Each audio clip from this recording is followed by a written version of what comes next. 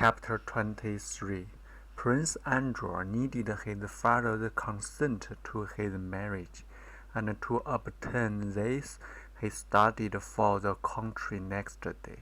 His father received his son's communication with external composure, but inward wrath.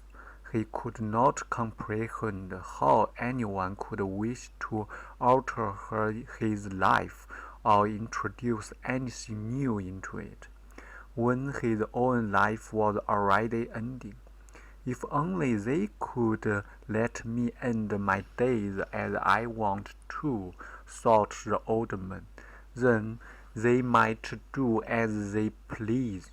With his son, however, he employed the diplomacy he reserved for important occasions, and, adopting a quieter tone, discussed the whole matter. In the first place, the marriage was not a brilliant one as regards birth, wealth, or rank. Secondly, Prince Andrew was no longer as young as he had been, and his health was poor. The old man laid special stress on this, while she was very young. Thirdly, he had a son, whom it would be a pity to entrust to a cheat of a girl. Fourthly and finally, the father said, looking ironically at his son, I beg you to put it off for a year. Go abroad, take a car, look out as you wanted to for a German tutor for Prince Nicholas. Then, if your love or passion or obstinacy, as you please, is still as great, marry. And that's my last word on it. Mind the last, concluded the prince, in a tone which showed that nothing would make him alter his decision. Prince Andrew saw clearly that the old man hoped that his feelings or his finances would not stand a year's test, or that he, the old prince himself, would die before then, and he decided to conform to his father's wish to propose and postpone the wedding for a year. 3 weeks after the last evening he had spent with the Rostovs, Prince Andrew returned to Petersburg. Next day, after her talk with her mother, Natasha expected Bolkonsky all day. But he did not come. On the second and third day, it was the same. Pierre did not come either, and Natasha, not knowing that Prince Andrew had gone to see his father, could not explain his absence to herself. 3 weeks passed in this way. Natasha had no desire to go out anywhere, and wandered from room to room like a shadow, idle and listless. She wept secretly at night, and did not go to her mother in the evening. She blushed continually, and was irritable. It seemed to her that everybody knew about her disappointment, and was laughing at her and pitying her. Strong as was her inward grief, this wound to her vanity intensified her misery. Once she came to her mother, tried to say something, and suddenly began to cry. Her tears were those of an offended child who does not know why it is being punished. The Countess began to soothe Natasha, who, after first listening to her mother's words, suddenly interrupted her. Leave off, Mom. I don't want to think about it. He just came and then left off. Her voice trembled, and she again nearly cried, but recovered and went on quietly. And I don't at all want to get married, and I'm afraid of him. I have now become quite calm.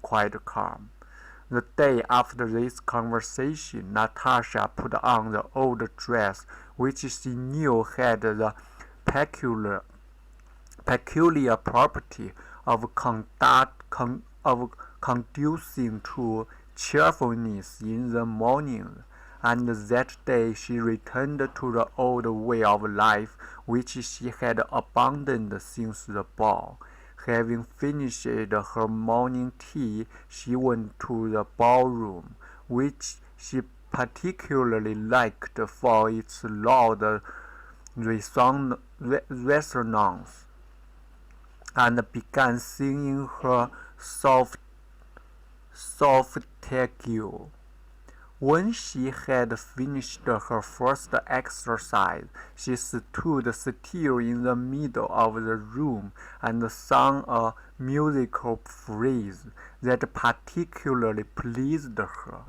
She listened joyfully, as though she had not expected it, to the charm of the notes reverberating, filling the whole empty ballroom and slowly dying away, and all at once she felt cheerful. What's the good of making so much of it? Things are nice as it is, she said to herself, and she began walking up and down the room, not stepping simply on the resounding parquet, but treading with each step from the heel to the toe. She had on a new and favorite pair of shoes, and listening to the regular tap of the heel and the creak of the two as gladly as she had to the sounds of her own voice. Passing a mirror, she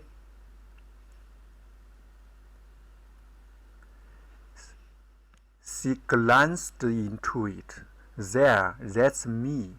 The expression of her face seemed to say as she caught sight of herself, "Well, and very nice too. I need nobody." A footman wanted to come in to clear away something in the room, but she would not let him, and having closed the door behind him, continued her walk. That morning she had returned to her favorite mood, love of and delight in herself. "How charming that Natasha is," she sighed again, speaking as some third collective male person. Pretty, a good voice, young, and in nobody's way if only they leave her in peace. But however much they left her in peace, she could not now be at peace, and immediately felt this. In the hall, the porch door opened, and someone asked, "At home?" and then footsteps were heard. Natasha was looking at the mirror, but did not see herself. She listened to the sounds in the hall. When she saw herself, her face was pale. It was he. She knew this for certain, though she hardly heard his voice through the closed door. Pained and agitated, Natasha ran into the drawing room. "Mom, Bokersky has come," she said. "Mom, it is awful. It's unbearable. I don't want to be tormented. What am I to do?" Before the Countess could answer, Prince Andrew entered the room with an agitated and serious face. As soon as he saw Natasha, his face brightened. He kissed the Countess's hand and Natasha's and sat down beside the sofa. "It is long since we had the pleasure," began the Countess, but Prince Andrew interrupted her by answering her intended question, obviously in haste to say what he had to. "I have not been to see you all this time because I have been at my father's. I had to talk over a very important matter with him. I only got back last night," he said, glancing at Natasha. "I want to have a talk with you, Countess," he added after a moment's pause. The Countess lowered her eyes, sighing deeply. "I'm at your disposal," she murmured. Natasha knew that she ought to go away, but was unable to do so. Something gripped her throat, and regardless of manner, she stared straight at Prince Andrew with wide-open eyes. At once, this instant, "No, it can't be," she thought. Again he glanced at her, and that glance convinced her that she was not mistaken. Yes, at once, that very instant, her fate could be decided. "Go, Natasha, I will call you," said the Countess in a whisper. Natasha glanced with frightened, imploring eyes at Prince Andrew and at her mother and went out. "I have come, Countess, to ask for your doctor's hand," said Prince Andrew. The Countess's face flushed hotly, but she said nothing. "Your offer," she began at last sedently. He remained silent, looking into her eyes. "Your offer," she grew confused, "is agreeable to us, and I accept your offer. I'm glad, and my husband, I hope, but it will depend on her. I will speak to her when I have your consent." "Do you give it to me?" said Prince Andrew. "Yes," replied the Countess.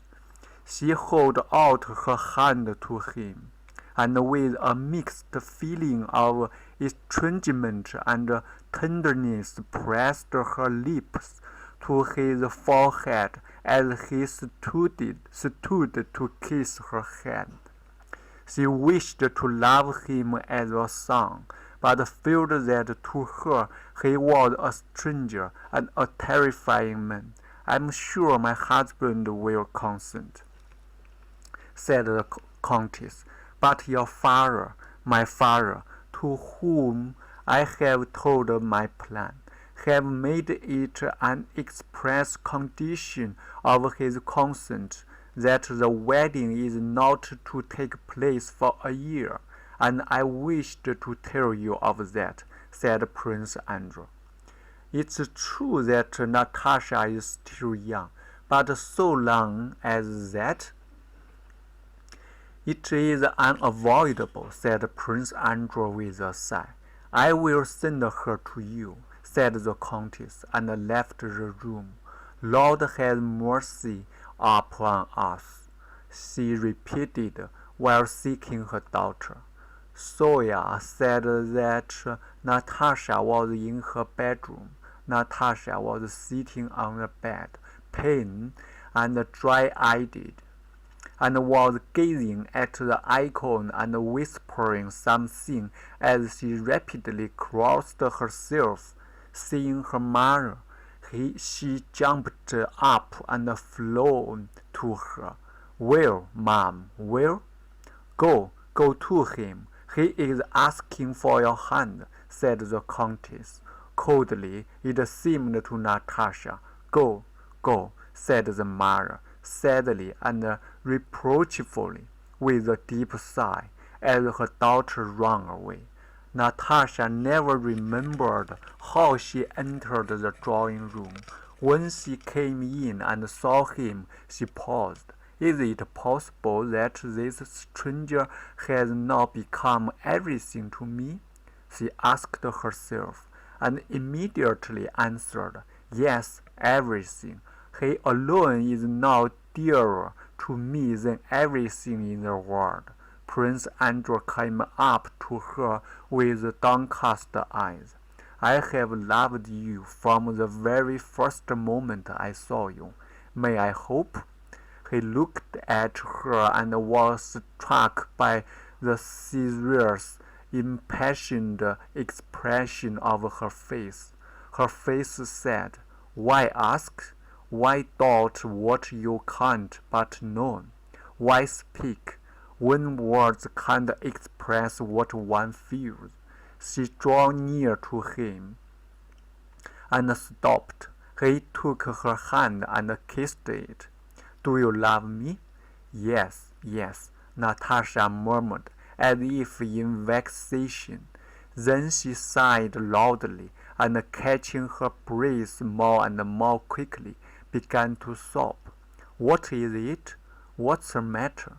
Oh, I'm so happy, she replied, smiled through her tears, bent over closer to him, paused for an instant as if asking herself whether she might, and then kissed him. Prince Andrew held her hands, looked into her eyes, and did not find in his heart his former love for her. Something in him had suddenly changed. There was no longer the former poetic and mystic charm of desire, but there was pity for her feminine and childish weakness, fear at her devotion and trustfulness, and an oppressive yet joyful sense of the duty that now bound him to her forever. The present feeling, though not so bright and poetic as the former, was stronger and more serious. Did your mother told you that it can't be for a year? Asked Prince Andrew, still looking into her eyes. Is it possible that I, the cheat of a girl, as everyone called me, thought Natasha, is it possible that I am now to be the wife and the equal of this strange, dear, clever man whomever my father looks up to? Can it be true? Can it be true that there can be no more playing with life, that now I am grown up, that on me now lies a responsibility for my every word and deed? Yes, but what did he ask me? No, she replied, but she had not understood his question. Forgive me, he said, but you are so young, and I have already been through so much in life. I'm afraid for you. You don't yet know yourself. Natasha listened with concentrated attention, trying but failing to take in the meaning of his words. Hard as this year, which delays my happiness will be, continued Prince Andrew, it will give you time to be sure of yourself. I ask you to make me happy in a year, but you are free. Our engagement shall remain a secret, and should you find that you don't love me, or should you come to love, said Prince Andrew with an unnatural smile. Why do you say that? Natasha interrupted him. You know that from the very day you first came to Ultraduno, I have loved you, she cried, quite convinced that she spoke the truth. In a year you will learn to know yourself.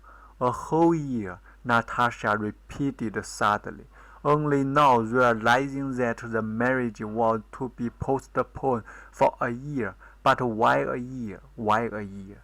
Prince Andrew began to explain to her the reason for this delay. Natasha did not hear him. And can't it be helped? She asked. Prince Andrew did not reply, but his face expressed the impossibility of altering the decision.